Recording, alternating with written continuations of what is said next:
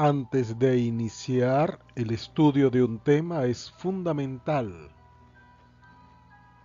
que se autoformulen preguntas similares a las que están contenidas en esta diapositiva,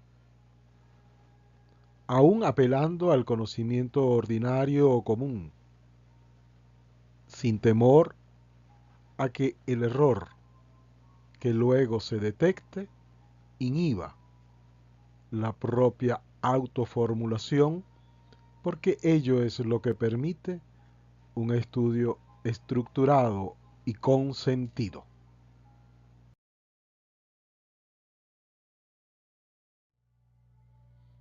Luego de haberse formulado y respondido aún tentativamente las preguntas anteriores, procede ahora a destacar cuál es la importancia y la estructura del presente tema.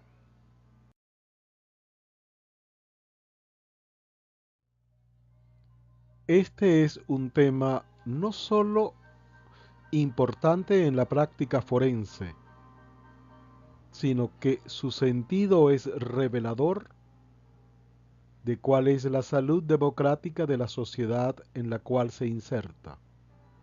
En pocas palabras, el régimen de libertad en el proceso penal mide la temperatura de democracia y de libertad y de respeto a los derechos fundamentales que marcan la vida y el signo de esa sociedad.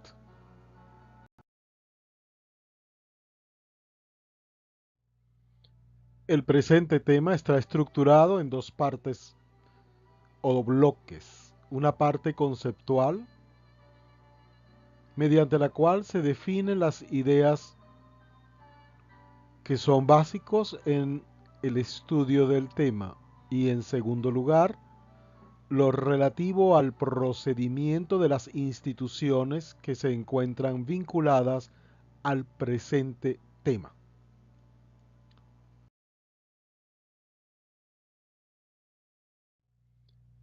El principio general es que todo ciudadano debe ser juzgado en libertad, excepto cuando haya sido aprehendido en estado de flagrancia o se haya dictado en su contra orden judicial, legal y válidamente extendida.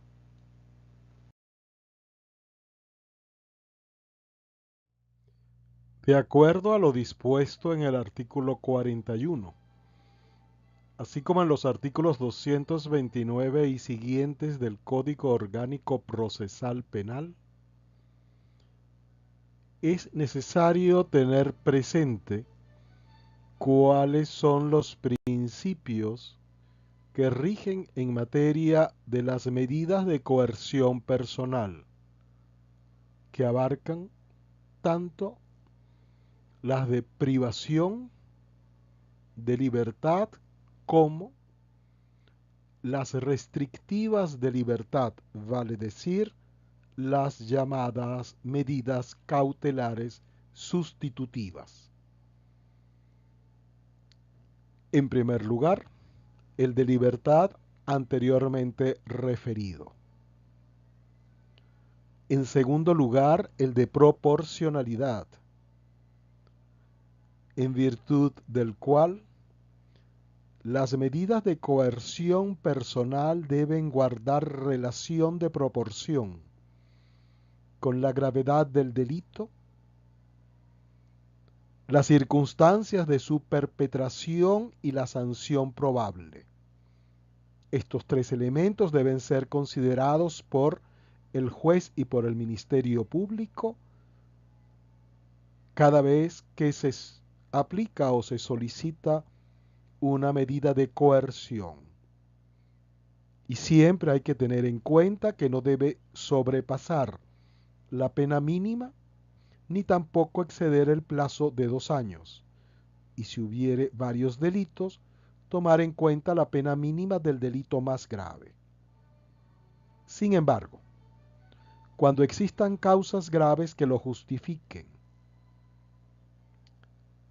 el Ministerio Público puede solicitar, cuando estén próximas a su vencimiento, que se mantengan las medidas de coerción. E igualmente lo puede solicitar la parte querellante.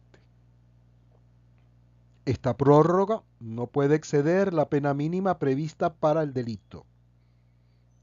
Y asimismo, si hay varios delitos, se toma en cuenta la pena mínima prevista para el delito más grave. Es de tener en cuenta que en múltiples ocasiones la acusación fiscal ha abarcado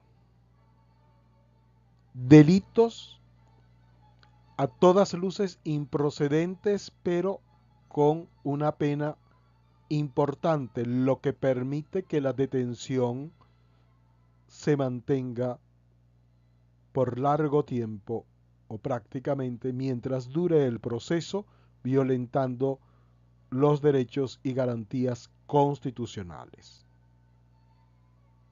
La ley advierte que si el vencimiento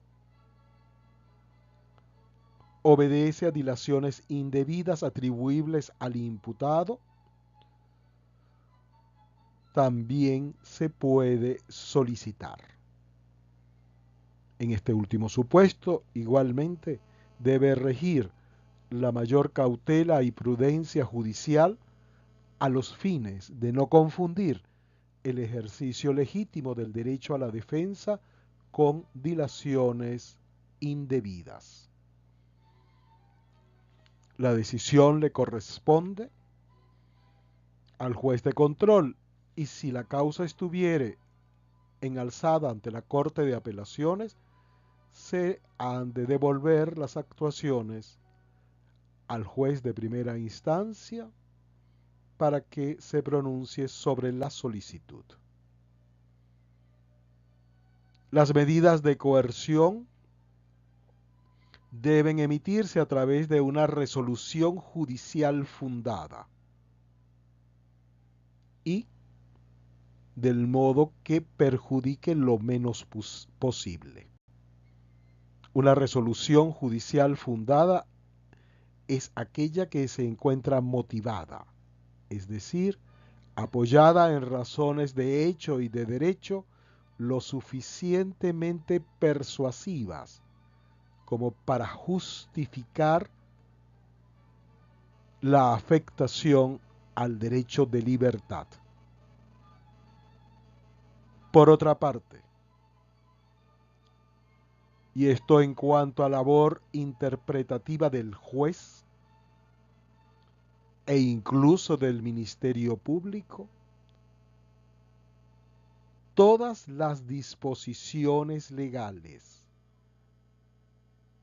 que limiten las facultades o derechos o definan la flagrancia deben ser interpretadas restrictivamente, es decir, conforme a su más estricta literalidad.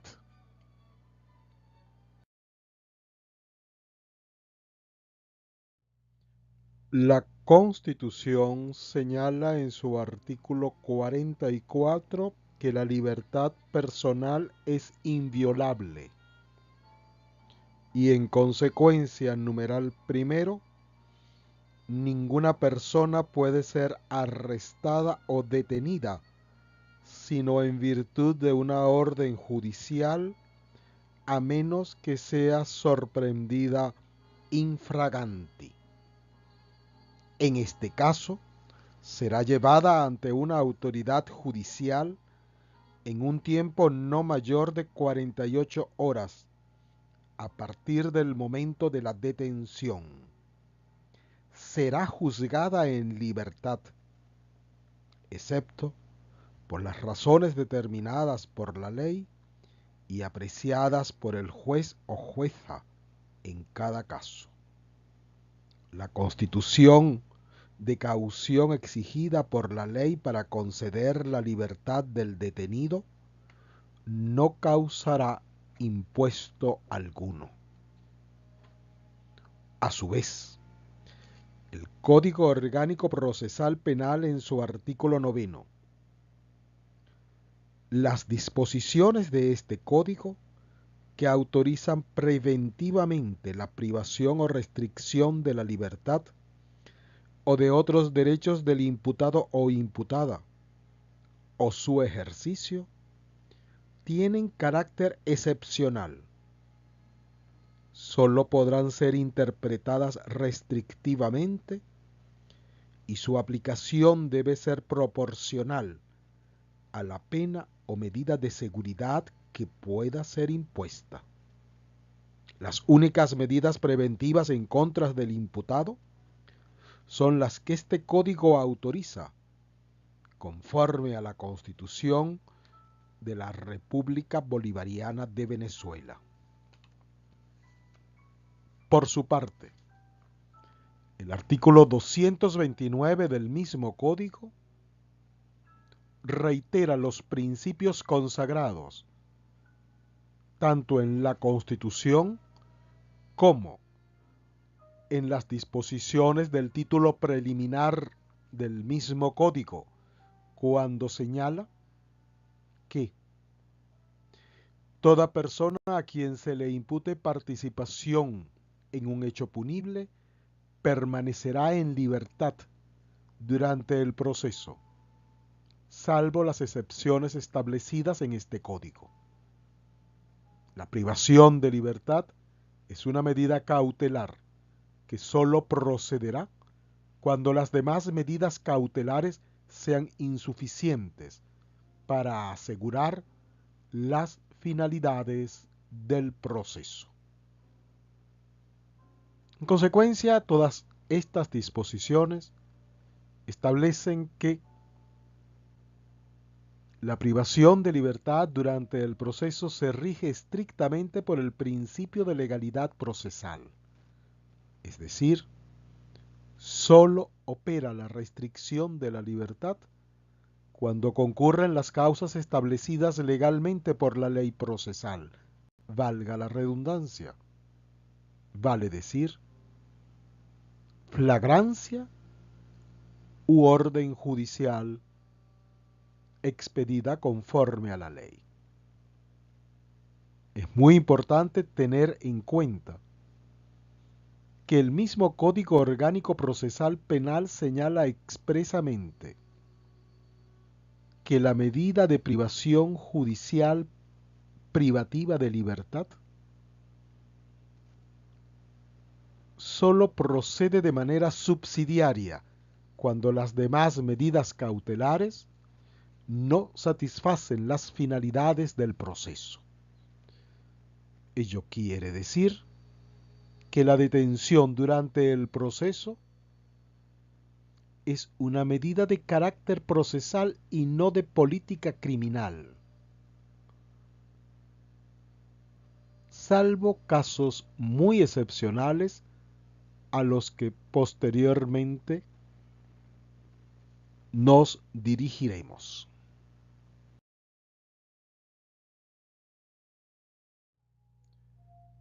Como bien señala Arteaga Sánchez,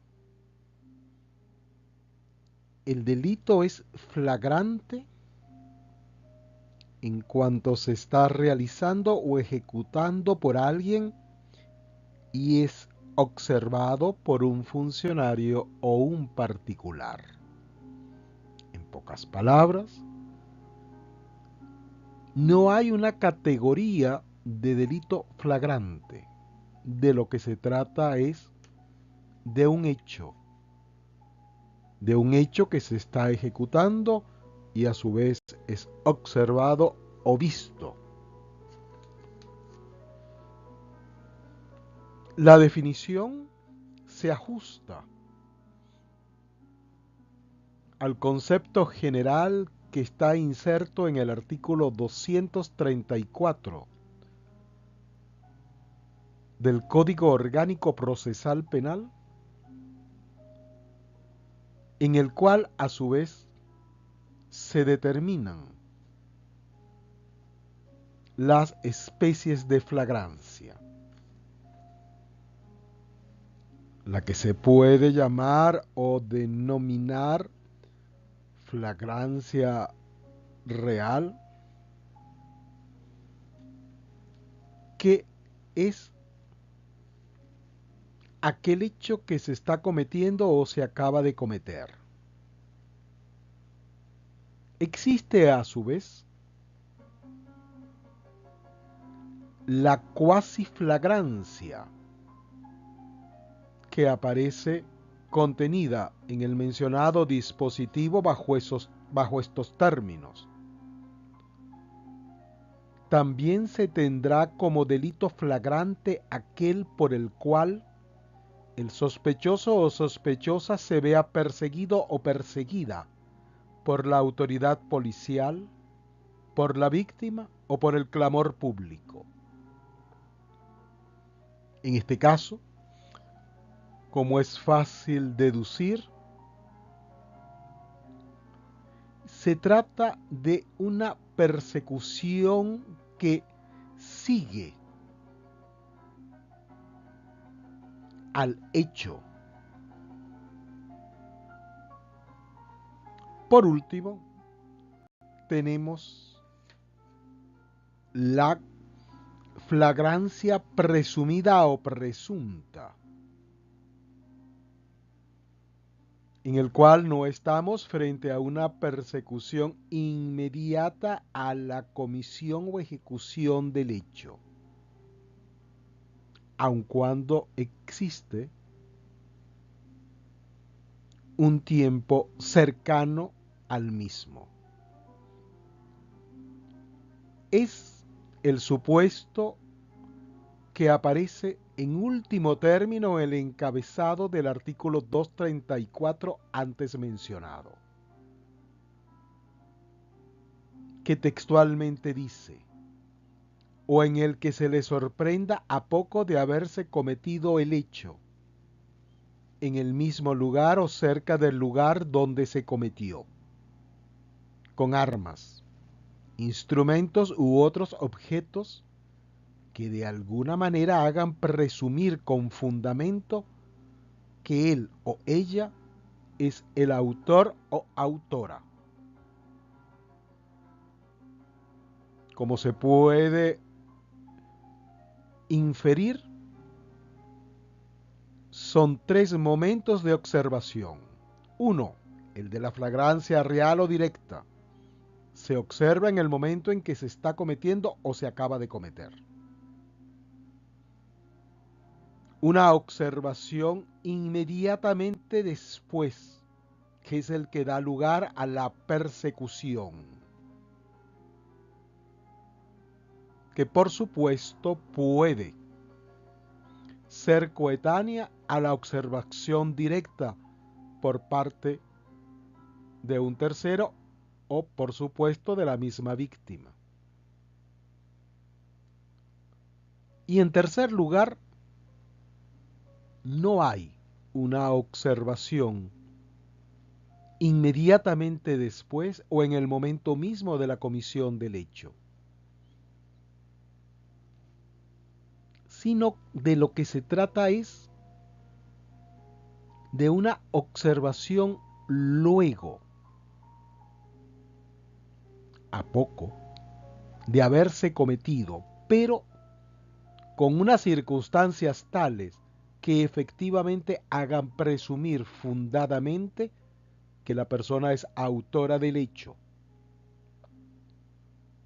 Esas circunstancias no son otras que el hallarse en el mismo lugar del delito o del hecho, o de encontrarse cerca, pero con armas, instrumentos u otros objetos vinculados a la comisión del delito. De esta manera, Debemos tener en cuenta que la definición de la flagrancia opera en función de los tres supuestos en los cuales se relaciona la ejecución del hecho y la observación.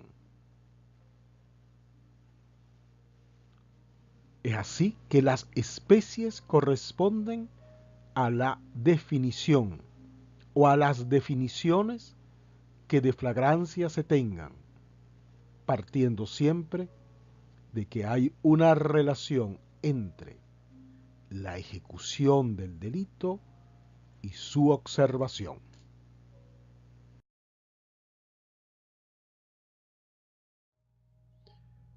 La Ley Orgánica sobre el Derecho de las Mujeres a una Vida Libre de Violencia establece en su artículo 93 cuatro supuestos de flagrancia. El primero corresponde al de la flagrancia ordinaria o real, en idénticos términos a la legislación procesal penal ordinaria. La cuasiflagrancia no contiene modificaciones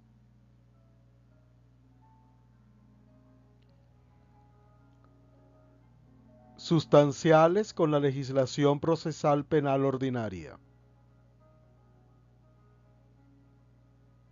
De igual manera, en la presunta o presumida que aparece en el último supuesto del artículo 93.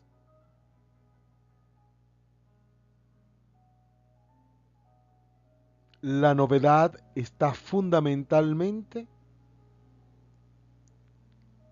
en el supuesto que significa el artículo 93 cuando expresa que se tendrá como flagrante cuando se produzcan solicitudes de ayuda a servicios especializados de atención a la violencia contra las mujeres, realizada a través de llamadas telefónicas, correos electrónicos o fax, que permitan establecer su comisión de manera inequívoca. Esta previsión especial de flagrancia en materia de violencia contra las mujeres corresponde a las particularidades que caracterizan este tipo de delitos. No obstante, el peligro de incertidumbre que pueda arrojar, muy a pesar de que la propia norma señala que permitan establecer su comisión de manera inequívoca. Lo que tampoco puede decirse que corresponde a la realidad material o a la dinámica existencial de estos hechos, porque el establecimiento inequívoco, es decir, no susceptible de error, si por tal se entiende el término inequívoco, ni siquiera puede predicarse de la flagrancia ordinaria, a menos que el término inequívoco se considere como una presunción razonable por estar bien fundamentada.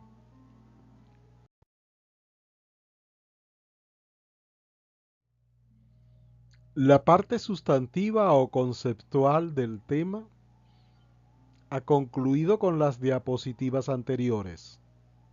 Corresponde ahora la descripción y el análisis de los aspectos procedimentales.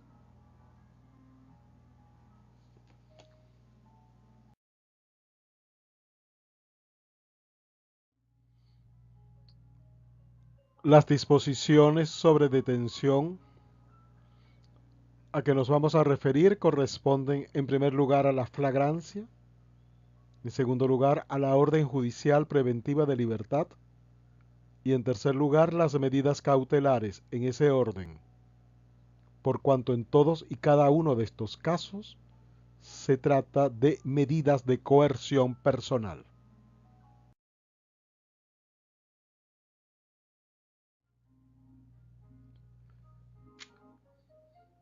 El procedimiento en materia de flagrancia se encuentra regulado en distintas disposiciones del Código Orgánico Procesal Penal. En primer lugar, en el artículo 234, en el cual se establece la facultad del particular y el deber de la autoridad de aprehender al sospechoso y de entregarlo al Ministerio Público a más tardar a las 12 horas siguientes a partir de la aprehensión. Hay una regulación aparte en materia de diputados a la Asamblea Nacional o a los consejos legislativos de los estados, a los cuales me referiré posteriormente. Es de subrayar que en la parte infine del artículo 234 el Estado asume el deber de proteger al particular que colaboró con la aprehensión. En el título tercero,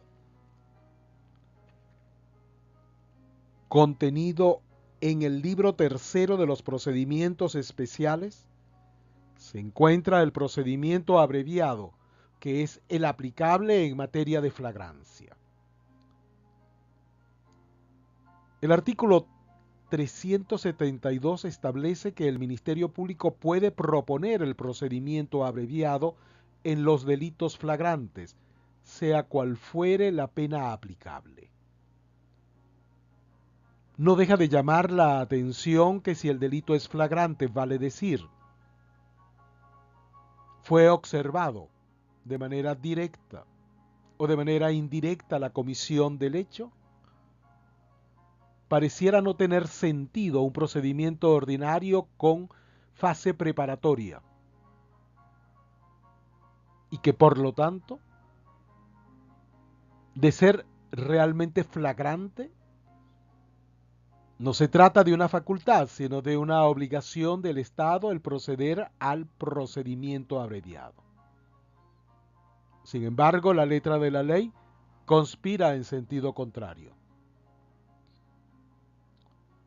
El artículo siguiente, el 373, establece lapsos y el desarrollo de la llamada audiencia de presentación o de calificación de flagrancia. En efecto, una vez que el aprehendido ha sido puesto a la disposición del Ministerio Público, este dispone de 36 horas para presentarlo al juez de control. En pocas palabras, el aprehendido debe ser presentado ante el órgano jurisdiccional a más tardar a las 48 horas siguientes a su aprehensión. En dicha audiencia, el fiscal del Ministerio Público debe exponer cómo se produjo la aprehensión y, según sea el caso, solicitará el procedimiento ordinario o abreviado o la imposición de una medida de coerción personal o la libertad. En pocas palabras, el fiscal puede solicitar procedimiento abreviado, procedimiento ordinario, imposición de coerción personal o libertad. Lo último, sin perjuicio de las acciones a que hubiere lugar.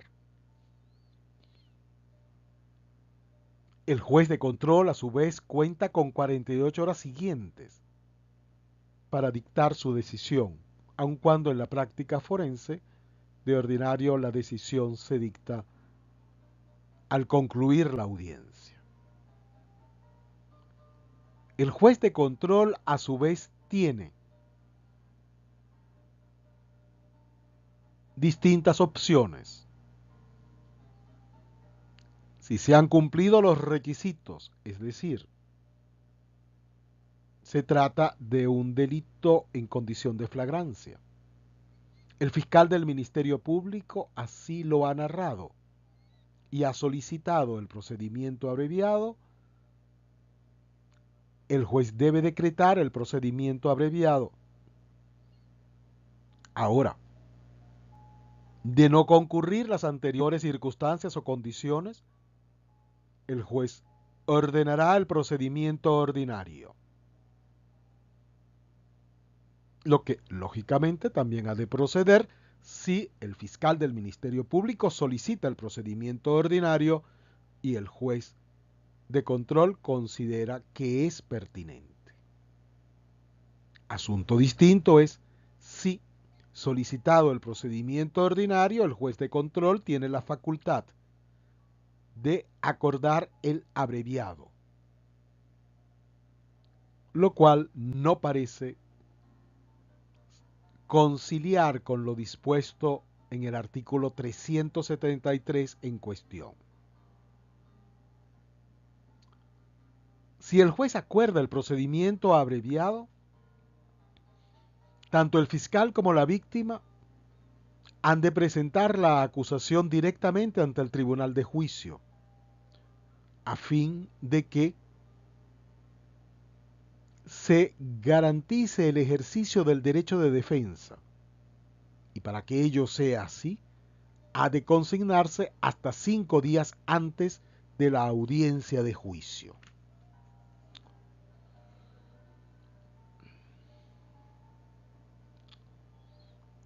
El artículo 374 establece que si en dicha audiencia el juez acuerda la libertad del imputado, debe ejecutarse de manera inmediata. Sin embargo, dicho dispositivo contiene una serie de excepciones, tanto por la especie de delitos como la cuantía de la pena.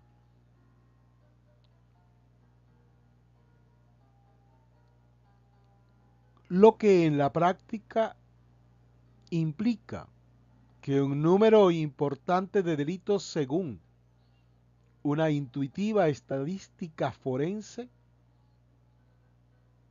no son susceptibles de contar con el derecho a la libertad a raíz de esta audiencia.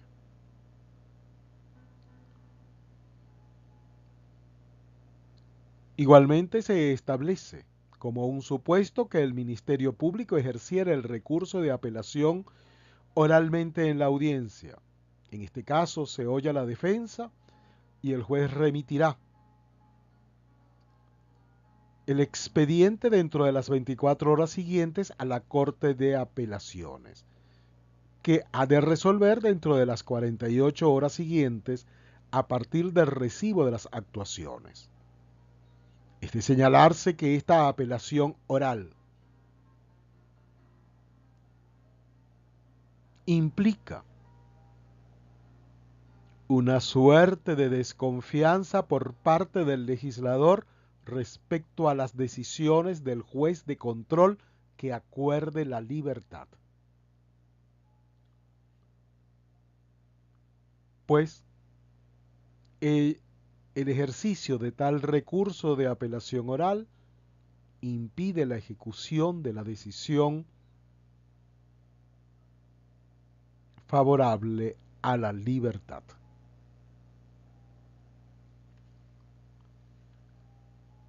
Es importante tener en cuenta que el procedimiento abreviado existe en razón de la ausencia de la necesidad de actividad probatoria o investigativa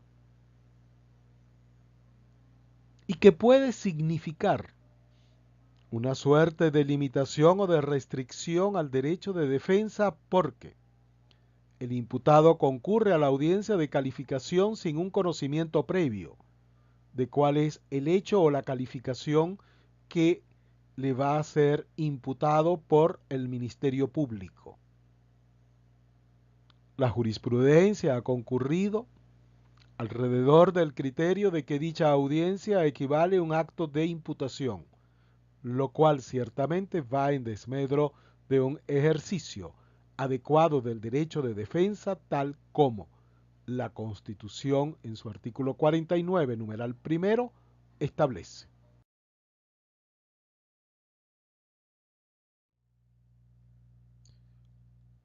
El artículo 93 de la Ley Orgánica sobre el derecho de las mujeres a una vida libre de violencia no establece diferencias sustanciales en cuanto a los lapsos, pues si bien es cierto que se habla de que el Ministerio Público cuenta con uno no mayor de 48 horas a partir de la aprehensión, es el mismo número de horas previsto en el Código Orgánico Procesal Penal, salvo que en este se hace una diferencia entre las 12 horas para ser puesto a la orden del Ministerio Público y 36 horas para presentarlo ante el juez, que en este caso se denomina Tribunal de Violencia contra la Mujer en funciones de control, audiencia y medidas. Téngase en cuenta que, si bien es cierto que el tercera parte del artículo 93 habla de que el término no excederá de las 48 horas y en el anterior se habla de un plazo no superior a las 12 horas, ello no significa de que se está hablando de 60 horas. Por otra parte, es necesario tener en cuenta que la ley en materia de violencia contra las mujeres señala expresamente que el juez ha de atender a los objetivos de protección de la víctima, sin menoscabo de los derechos del presunto agresor, con lo cual hay una clara correspondencia con la naturaleza y fines de la ley, que no solamente en esta materia prevé los fines procesales de comparecencia ante el tribunal, sino también los políticos criminales de prevención de, de nuevos hechos punibles, tal como se expresa en su artículo primero. No se prevé el procedimiento abreviado como en la legislación penal común.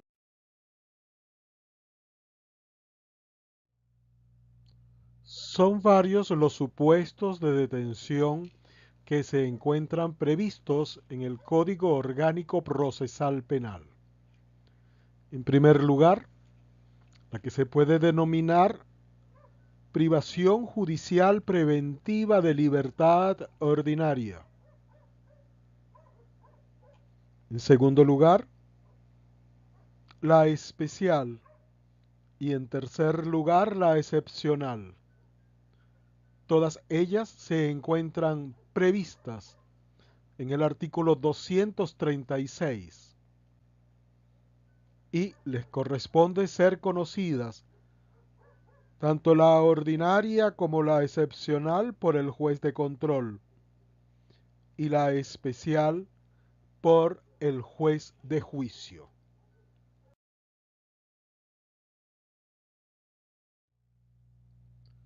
Son varios los requisitos para que el juez de control acuerde la detención judicial preventiva.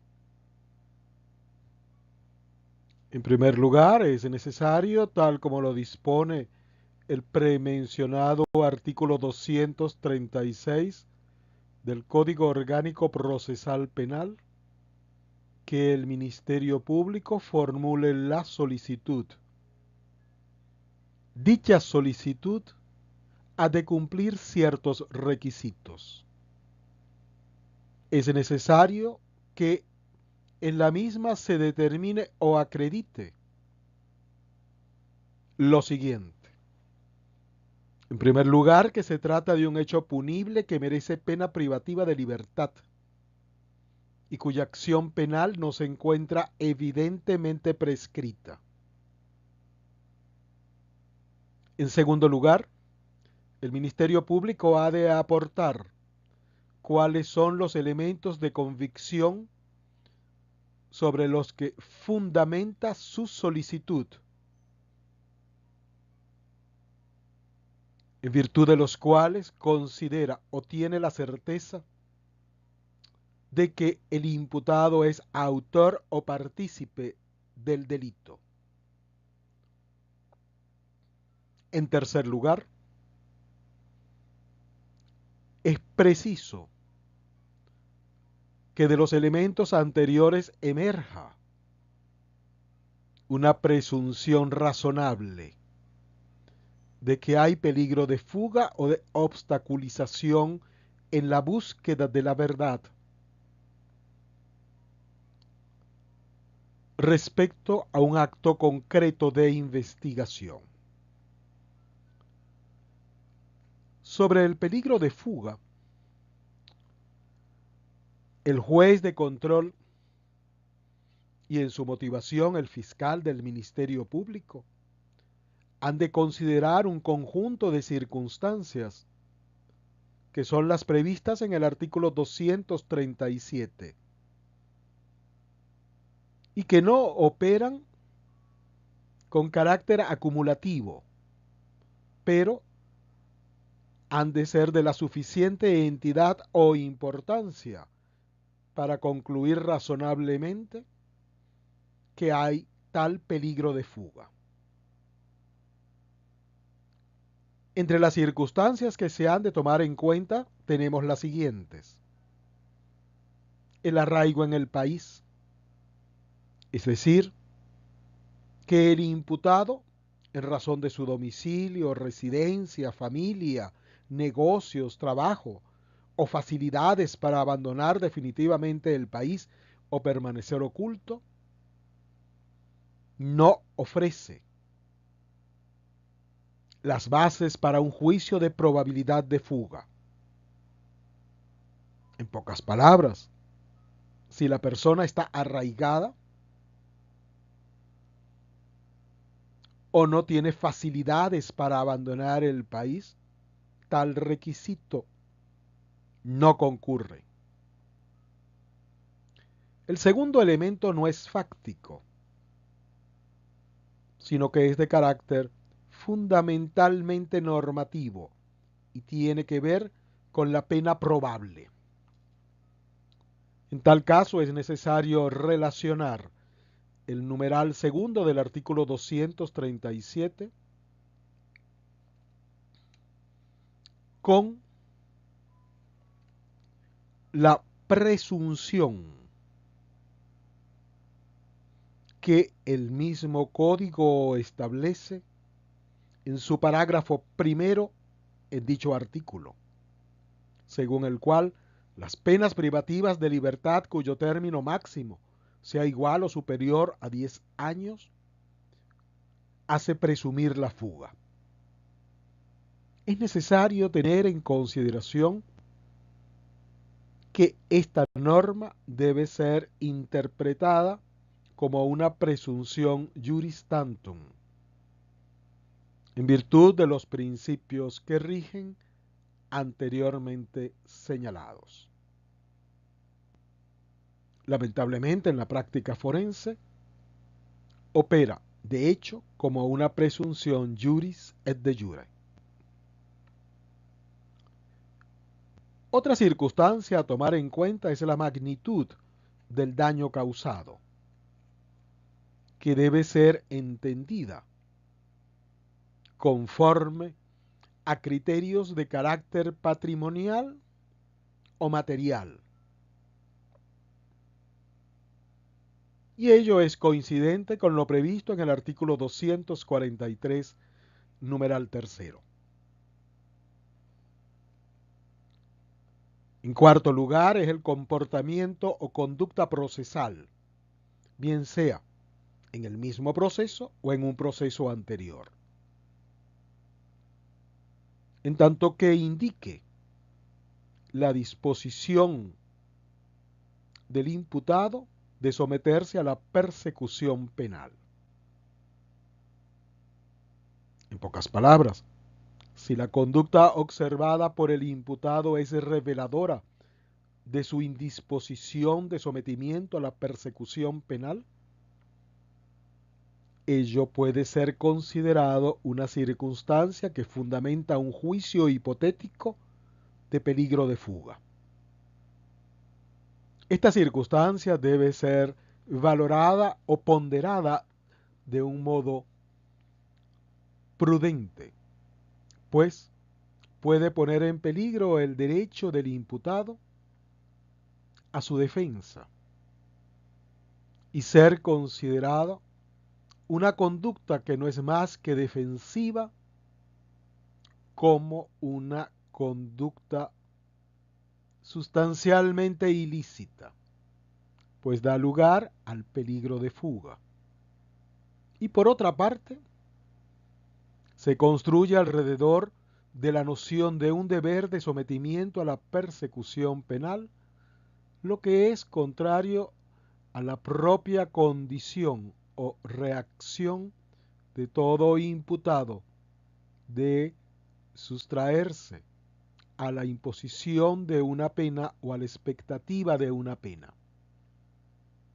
Evidentemente se trata aquí de un peligroso equilibrio entre el derecho a defenderse, la disposición anímica del imputado, el derecho de la sociedad a que el imputado sea juzgado y sea procesado. Es por ello que nunca será en exceso el llamamiento a una evaluación prudente de esta circunstancia. La última, la conducta predelictual del imputado, es igualmente sospechosa de inconstitucionalidad porque constituye en definitiva una prolongación ad infinitum de un proceso anterior que está sujeto a caducidad como constitutivo de reincidencia, pero que sin embargo, con una lectura literal del numeral quinto, puede superar el término de la caducidad en materia de reincidencia.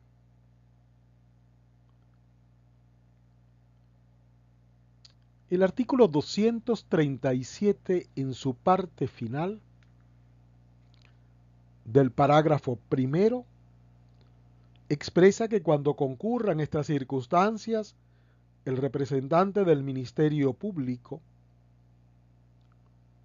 está obligado a solicitar la privación judicial preventiva de libertad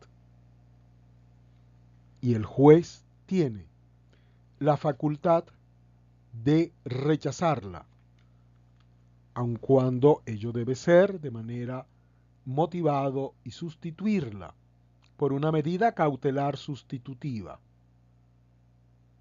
y podrá ser apelada por el Ministerio Público o por la víctima, se haya o no querellado dentro de los 5 días siguientes a su publicación.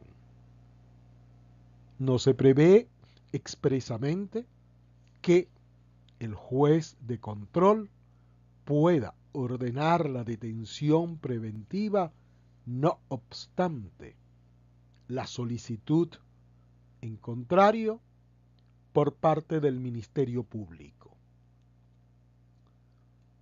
En cuanto al peligro de obstaculización a la búsqueda de la verdad que está previsto en el artículo 238,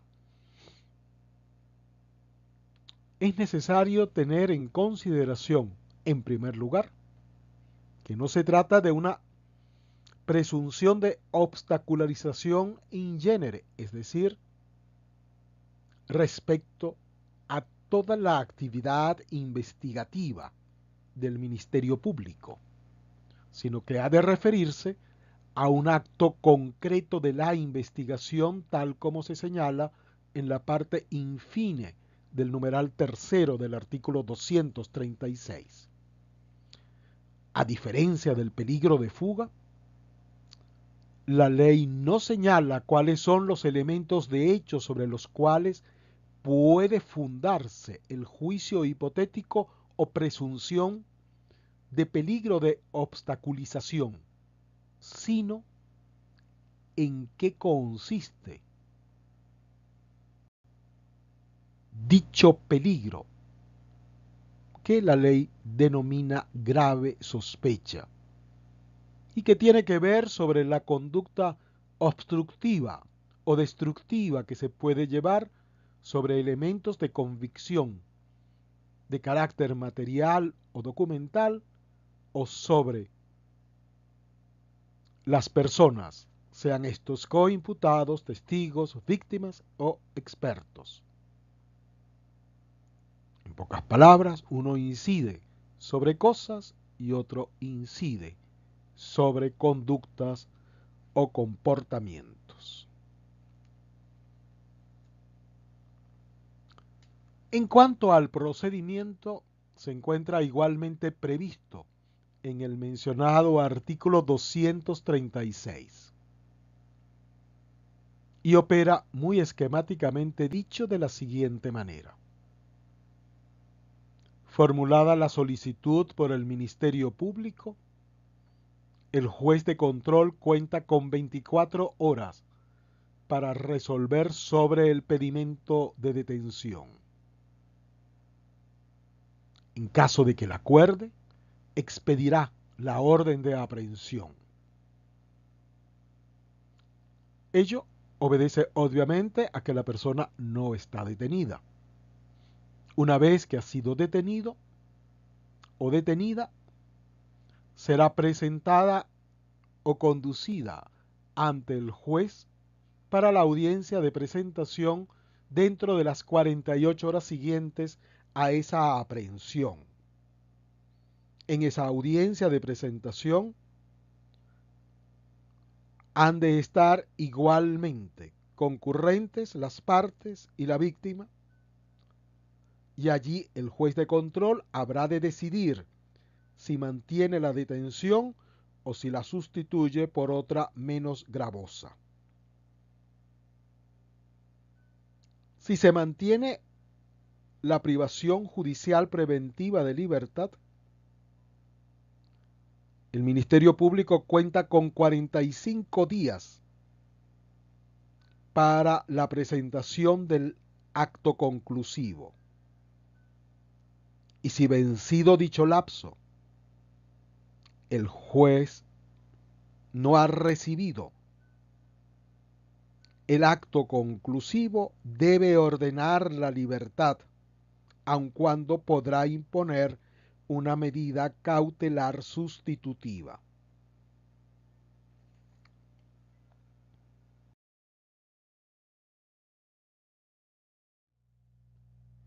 El juez de juicio puede acordar también la detención judicial preventiva, pero en este caso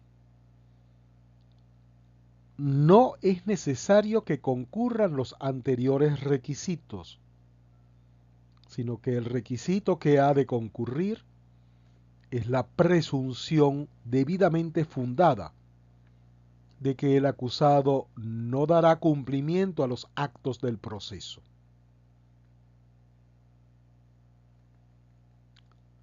Esta medida procede a solicitud del fiscal del Ministerio Público e igualmente se aplica el procedimiento de presentación ante el juez, en este caso el de juicio, y allí, en esa audiencia de presentación, el juez de juicio va a decidir si mantiene la detención o si dicta una cautelar menos gravosa.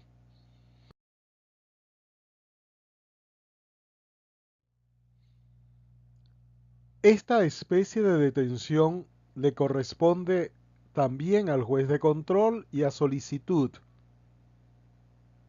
del fiscal del Ministerio Público. Los requisitos son los mismos establecidos para la ordinaria, más un requisito adicional. que sea un caso excepcional de extrema necesidad y urgencia. Esta disposición se incluyó ante la posibilidad de una situación de fuga inminente que no diera oportunidad para una solicitud escrita y un lapso de 24 horas para que el juez de control decidiera. De allí que, para prevenir esta situación, se autoriza a que la solicitud del Ministerio Público sea por cualquier medio idóneo, aun cuando luego da de haber una reiteración o ratificación debidamente fundamentada por el juez de control dentro de las 12 horas siguientes a la aprehensión.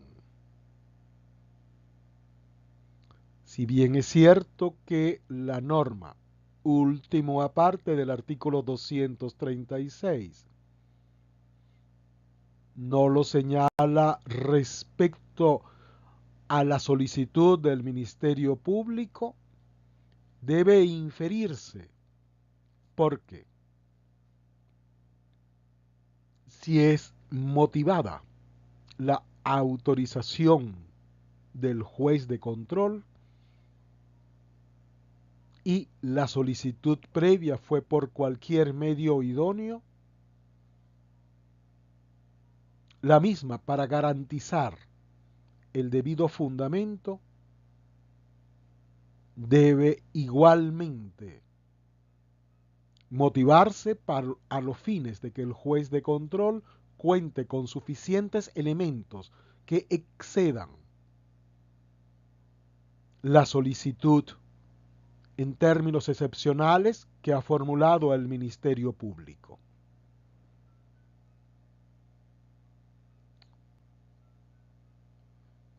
Se expresa en la parte final del último aparte de dicha disposición legal que esa autorización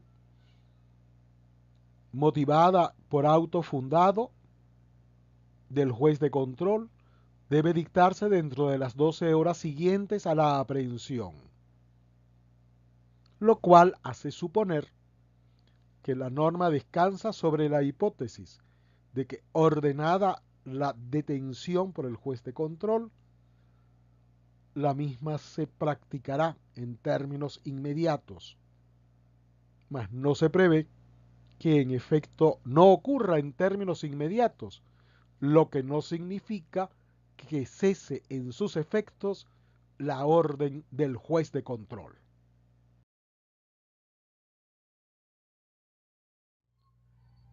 Las medidas cautelares sustitutivas, no obstante su ubicación en el capítulo cuarto y su denominación, deben ser las que considere en primer término tanto el fiscal del Ministerio Público como el juez antes de solicitar o declarar la privación judicial preventiva de libertad, de tal manera que realmente éstas deben operar,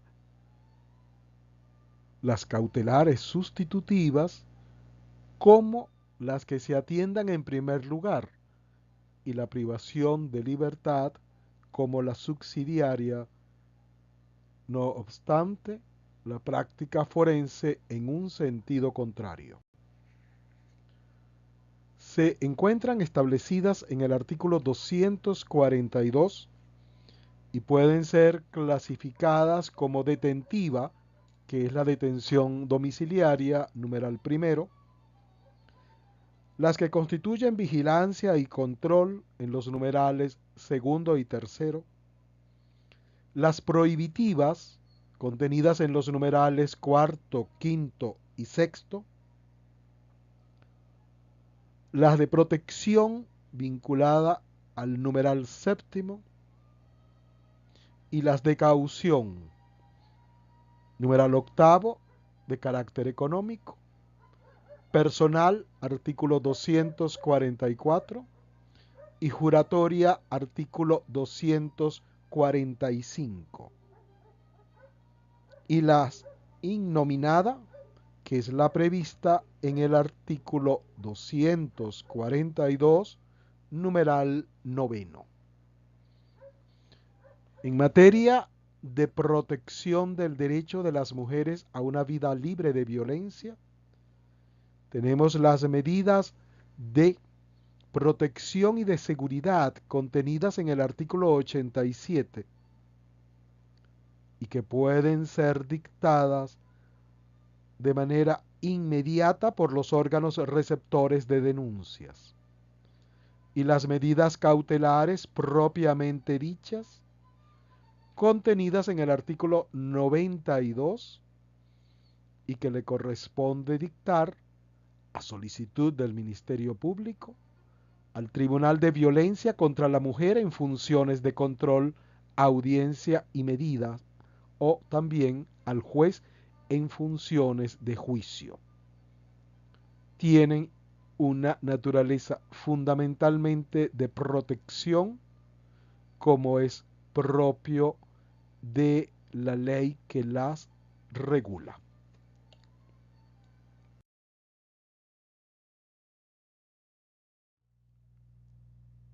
El régimen cautelar previsto en el Código Orgánico Procesal Penal presenta algunas situaciones que son dignas de atención sin que, por supuesto, las aquí señaladas sean las únicas.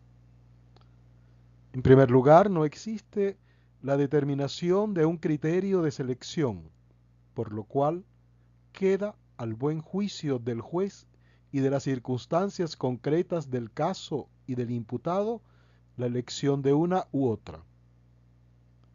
Muy particularmente, ello se hace presente en cuanto a la caución económica. Vale entonces preguntarse, ¿es esta la medida de caución económica la que debe ser de preferencia cuando se trata de imputados de alto nivel económico? Por otra parte, ¿cuál es la finalidad que la medida de caución económica persigue? Podría decirse ante esta última pregunta que, dado que las medidas cautelares tienen fundamentalmente un objetivo de carácter procesal, es decir, asegurarse la presencia del sujeto imputado en el juicio, entonces la expectativa de una pérdida económica relevante pudiera considerarse como una medida condicionante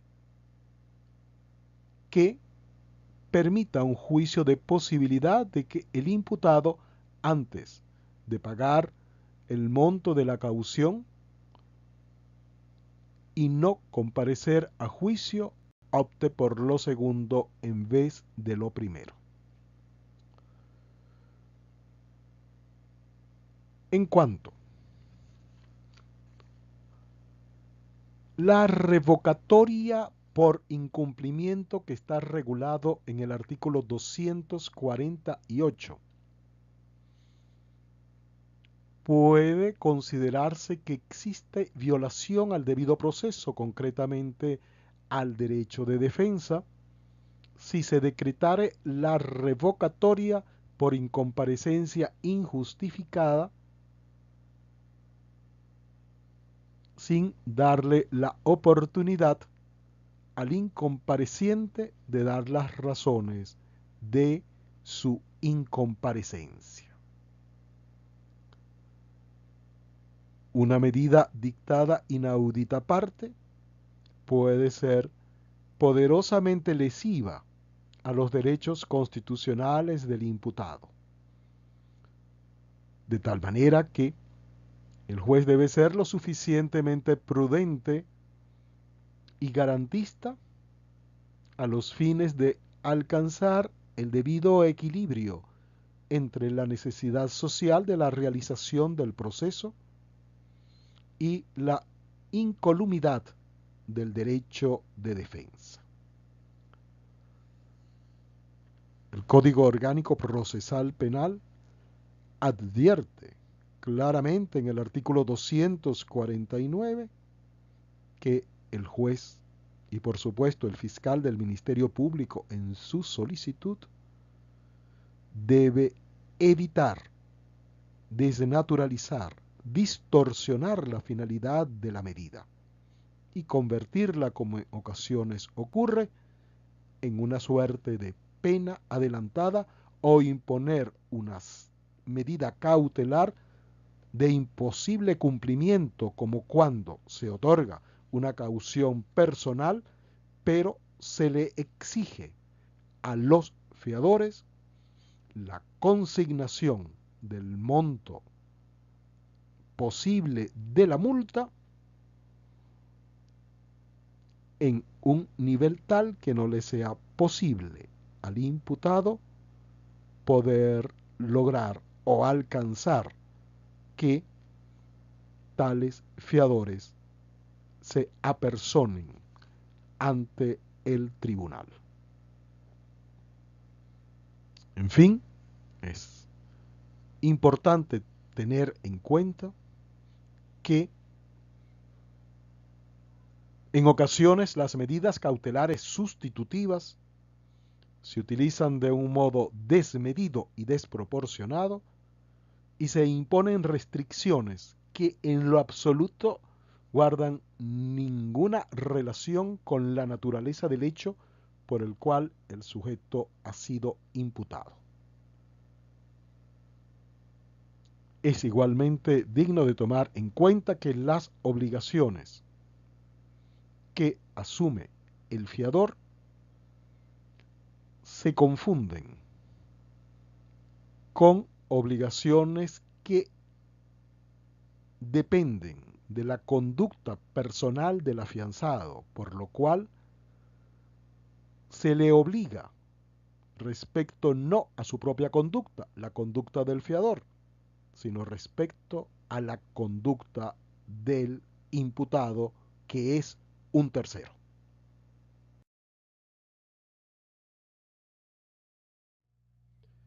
Bibliografía en esta materia es la obra de Alberto Arteaga Sánchez, La privación de libertad en el proceso penal venezolano, segunda edición.